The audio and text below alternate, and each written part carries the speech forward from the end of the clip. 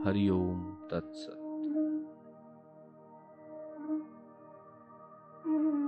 Okay. ओम नमो भगवते वासुदेवाय।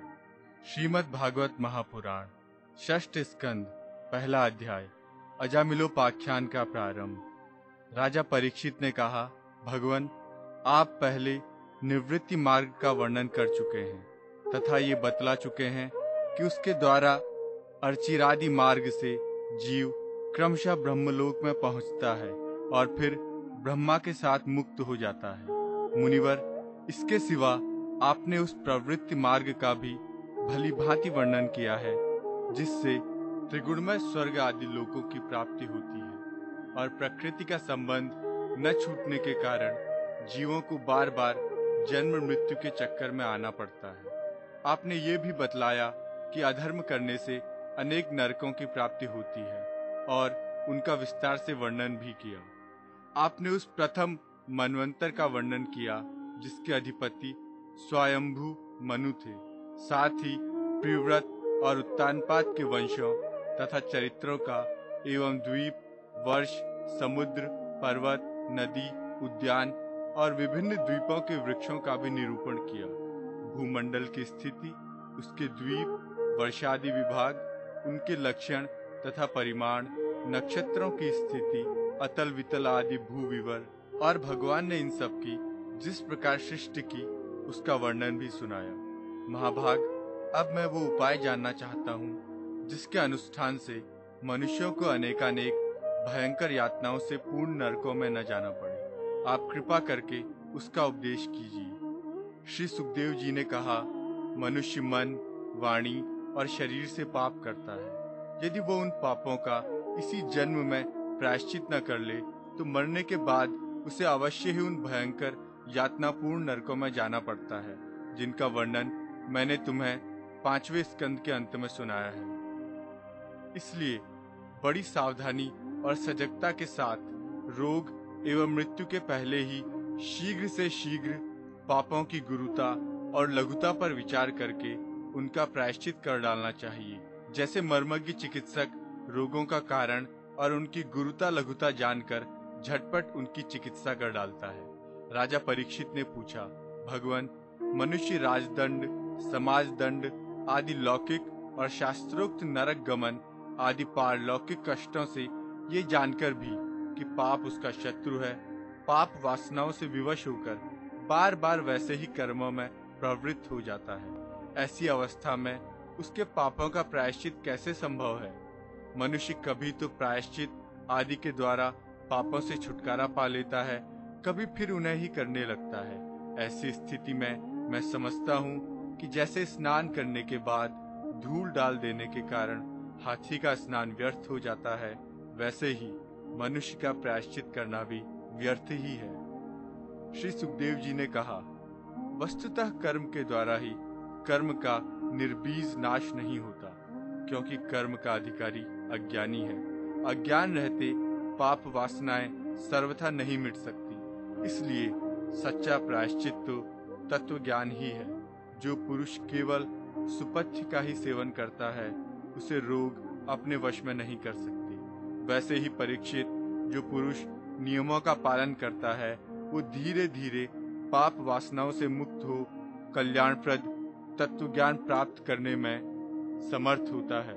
जैसे बांसों के झुरमुट में लगी आग बांसों को जला डालती है, वैसे ही धर्मज्ञ और श्रद्धावान धीर पुरुष तपस्या, ब्रह्मचर्य, इंद्रिय दमन, मन की स्थिरता, दान, सत्य, बाहर भीतर की पवित्रता तथा यम एवं नियम, इन 9 साधनों से मन, वाणी और शरीर द्वारा किए गए बड़े से बड़े पापों को भी नष्ट कर देते हैं। भगवान की शरण में रहने वाला भक्तजन, जो बिरले ही होते हैं, केवल भक्ति के द्वारा अपने सारे पापों को उसी प्रकार भस्म कर देते हैं जैसे सूर्य कोहरे को। परीक्षित, पापी पुरुष की जैसी शुद्धि भगवान को आत्मसमर्पण करने से और उनके भक्तों का सेवन करने से होती है, वैसी तपस्या आदि के द्वारा नहीं होती। जगत में ये भक्ति का पंथ ही सर्वश्रेष्ठ, भयरहित और कल्याण स्वरूप है, क्योंकि इस मार्ग पर भगवत परायण सुशील साधुजन चलते हैं। परीक्षित, जैसे शराब से भरे घड़े को नदियां पवित्र नहीं कर सकती, वैसे ही बड़े बड़े प्रायश्चित बार बार किए जाने पर भी भगवत विमुख मनुष्य को पवित्र करने में असमर्थ है। जिन्होंने अपने भगवत गुणानुरागी मन मधुकर को भगवान श्री कृष्ण के चरणारविंद मकरंद का एक बार पान करा दिया, उन्होंने सारे प्रायश्चित कर लिए। वे स्वप्न में भी यमराज और उनके पाशधारी दूतों को नहीं देखते, फिर नरक की तो बात ही क्या है। परीक्षित, इस विषय में महात्मा लोग एक प्राचीन इतिहास कहा करते हैं। उसमें भगवान विष्णु और यमराज के दूतों का संवाद है। तुम मुझसे उसे सुनो। कान्यकुब्ज नगर कन्नौज में एक दासी प्रति ब्राह्मण रहता था। उसका नाम था अजामिल। दासी के संसर्ग से दूषित होने के कारण उसका सदाचार नष्ट हो चुका था। वो पतित कभी बटोहियों को बांधकर उन्हें लूट लेता, कभी लोगों को जुए के छल से हरा देता, किसी का धन धोखाधड़ी से ले लेता तो किसी का चुरा लेता। इस प्रकार अत्यंत निंदनीय वृत्ति का आश्रय लेकर वो अपने कुटुंब का पेट भरता था और दूसरे प्राणियों को बहुत ही सताता था। परीक्षित, इसी प्रकार वो वहां रहकर दासी के बच्चों का लालन पालन करता रहा। इस प्रकार उसकी आयु का बहुत बड़ा भाग 88 वर्ष बीत गया। बूढ़े अजामिल के 10 पुत्र थे। उनमें सबसे छोटे का नाम था नारायण। माँ बाप उससे बहुत प्यार करते थे। वृद्ध अजामिल ने अत्यंत मोह के कारण अपना संपूर्ण हृदय अपने बच्चे नारायण को सौंप दिया था। वो अपने बच्चे की तोतली बोली सुन सुनकर तथा बाल सुलभ खेल देख देख कर फूला नहीं समाता था। अजामिल बालक के स्नेह बंधन में बंध गया था।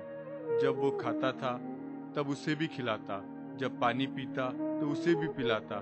इस प्रकार वो अतिशय मूढ़ हो गया था।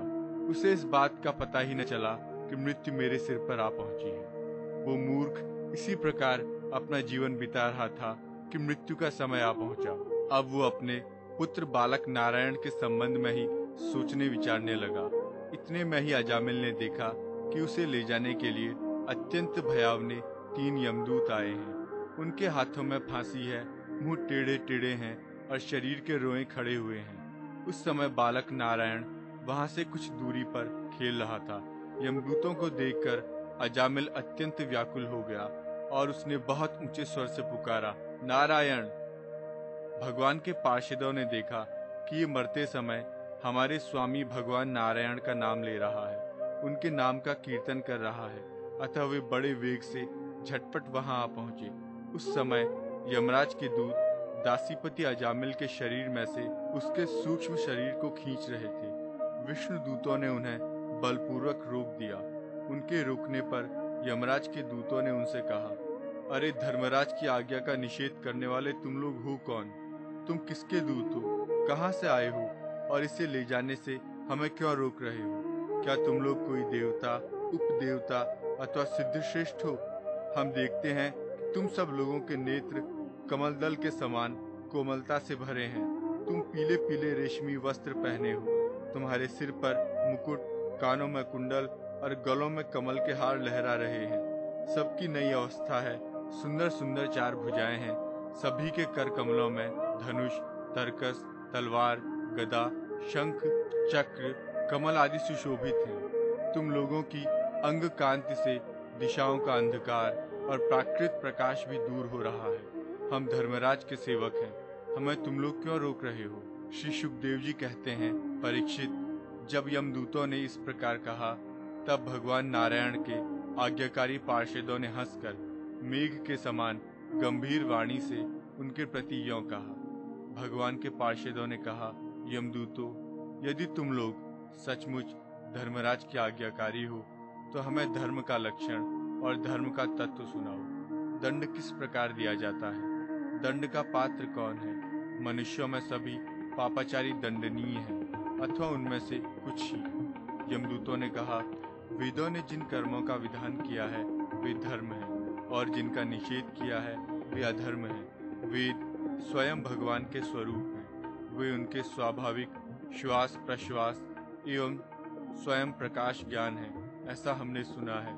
जगत के रजोमय, सत्वमय और तमोमय सभी पदार्थ, सभी प्राणी अपने परम आश्रय भगवान में ही स्थित रहते हैं। वेद ही उनके गुण, नाम, कर्म और रूप आदि के अनुसार उनका यथोचित विभाजन करते हैं। जीव शरीर अथवा मनोवृत्तियों से जितने कर्म करता है उसके साक्षी रहते हैं। सूर्य, अग्नि, आकाश, वायु, इंद्रियां, चंद्रमा, संध्या, रात, दिन, दिशाएं, जल, पृथ्वी, काल और धर्म, इनके द्वारा अधर्म का पता चल जाता है और तब दंड के पात्र का निर्णय होता है।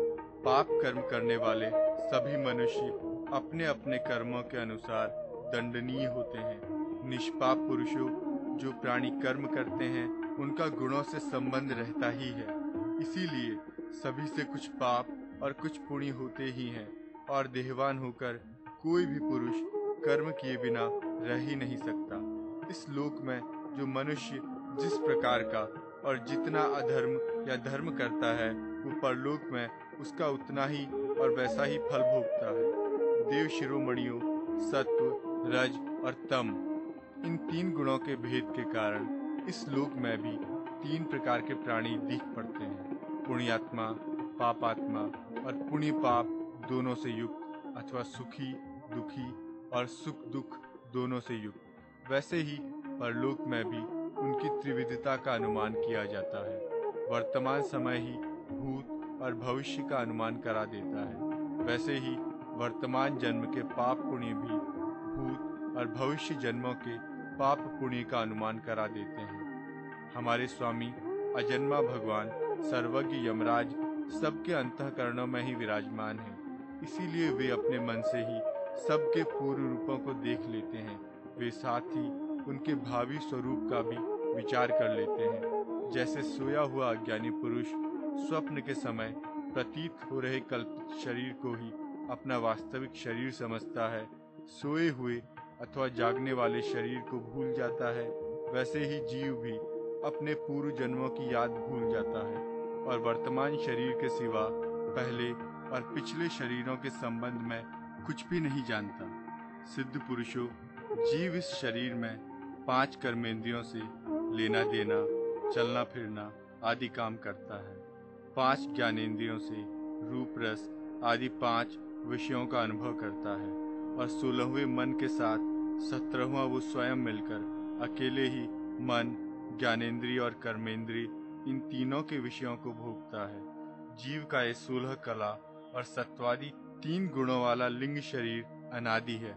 यही जीव को बार बार हर्ष, शोक, भय और पीड़ा देने वाले जन्म मृत्यु के चक्कर में डालता है। जो जीव अज्ञानवश काम, क्रोध, लोभ, मोह, मद, मत्सर इन 6 शत्रुओं पर विजय प्राप्त नहीं कर लेता, उसे इच्छा न रहते हुए भी विभिन्न वासनाओं के अनुसार अनेकों कर्म करने पड़ते हैं। वैसी स्थिति में वो रेशम के कीड़े के समान अपने को कर्म के जाल में जकड़ लेता है और इस प्रकार अपने हाथों मोह का शिकार बन जाता है। कोई शरीरधारी जीव बिना कर्म किए कभी एक क्षण भी नहीं रह सकता।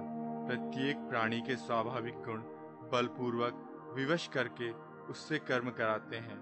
जीव अपने पूर्व जन्मों के पाप पुण्यमय संस्कारों के अनुसार स्थूल और सूक्ष्म शरीर प्राप्त करता है। उसकी स्वाभाविक एवं प्रबल वासनाएं कभी उसे माता के जैसा बना देती हैं तो कभी पिता के जैसा। प्रकृति का संसर्ग होने से ही पुरुष अपने को अपने वास्तविक स्वरूप के विपरीत लिंग शरीर मान बैठा है। ये विपर्य भगवान के भजन से शीघ्र ही दूर हो जाता है। देवताओं, आप जानते ही हैं कि यह अजामिल बड़ा शास्त्रज्ञ था। शील, सदाचार और सद्गुणों का तो ये खजाना ही था। ब्रह्मचारी, विनयी, जितेंद्रिय, सत्यनिष्ठ, मंत्रवेत्ता और पवित्र भी था। इसने गुरु, अग्नि, अतिथि और वृद्ध पुरुषों की सेवा भी की। अहंकार तो इसमें था ही नहीं। ये समस्त प्राणियों का हित चाहता, उपकार करता, आवश्यकता के अनुसार ही बोलता और किसी के गुणों में दोष नहीं ढूंढता था। एक दिन ये ब्राह्मण अपने पिता के आदेशानुसार वन में गया और वहां से फल, फूल, समिधा तथा कुश लेकर घर के लिए लौटा। लौटते समय इसने देखा कि एक भ्रष्ट शूद्र जो बहुत कामी और निर्लज्ज है, शराब पीकर किसी वेश्या के साथ विहार कर रहा है। वेश्या भी शराब पीकर मतवाली हो रही है। नशे के कारण उसकी आंखें नाच रही हैं, वो अर्धनग्न अवस्था में हो रही है। वो शूद्र उस वेश्या के साथ कभी गाता, कभी हंसता और कभी तरह तरह की चेष्टाएं करके उसे प्रसन्न करता है। निष्पाप पुरुषों, शूद्र की भुजाओं में अंगरागादि कामोद्दीपक वस्तुएं लगी हुई थी और वो उनसे उस उल्टा का आलिंगन कर रहा था। अजामिल उन्हें इस अवस्था में देखकर सहसा मोहित और काम के वश हो गया। यद्यपि अजामिल ने अपने धैर्य और ज्ञान के अनुसार अपने काम वेग से विचलित मन को रोकने की बहुत चेष्टाएं की, परंतु पूरी शक्ति लगा देने पर भी वो अपने मन को रोकने में असमर्थ रहा। उस वेश्या को निमित्त बनाकर काम पिशाच ने अजामिल के मन को ग्रस लिया। इसकी सदाचार और शास्त्र संबंधी चेतना नष्ट हो गई। अब ये मन ही मन उसी वेश्या का चिंतन करने लगा और अपने धर्म से विमुख हो गया।